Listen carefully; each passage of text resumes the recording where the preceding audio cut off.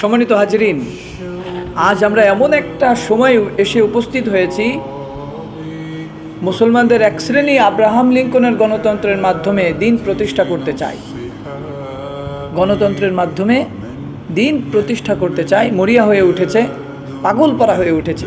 শুধু তাই নয়, আরব দল মুসলিম বলে জন্ম হয়েও গ্রহণ করে নিয়েছে জাতীয়তাবাদী সেকুলারিজম, মানবরচিত সংবিধান। তারা আইনদাতা মনে করে থাকে জাতিসংঘকে।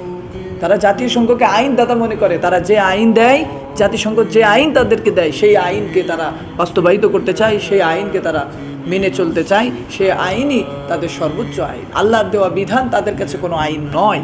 আল্লাহর দেওয়া বিধান তাদের কাছে কিচ্ছু নয়। আব্রাহাম লিঙ্কনের আইনই তাদের কাছে সব। আল্লাহর দেওয়া বিধান, আল্লাহ যেভাবে বলেছেন সেইভাবে আল্লাহ তাআলা দেশ পরিচালনা করতে বলেছেন, সমাজ পরিচালনা করতে বলেছেন। আল্লাহ বলেছেন, যারা আমার বিধান অনুযায়ী রাষ্ট্রকে পরিচালনা করবে না তারা জালিমুন ফাসিকুন কাফিরুন, তারা জালেম, ফাসেক, কাফের। আর আপনি এই কথা যখনই বলতে যাবেন তখনই আপনাকে কারাগারে নিক্ষেপ করবে, আপনার চাকরি চলে যাবে। আপনার হক কথা বলার কারণে আপনার চাকরি চলে যাবে, আপনাকে মৃত্যুদণ্ড দেবে, আপনাকে ফাঁসিতে ঝুলতে হবে, আপনাকে কারাগারে তারা রেখে দেবে।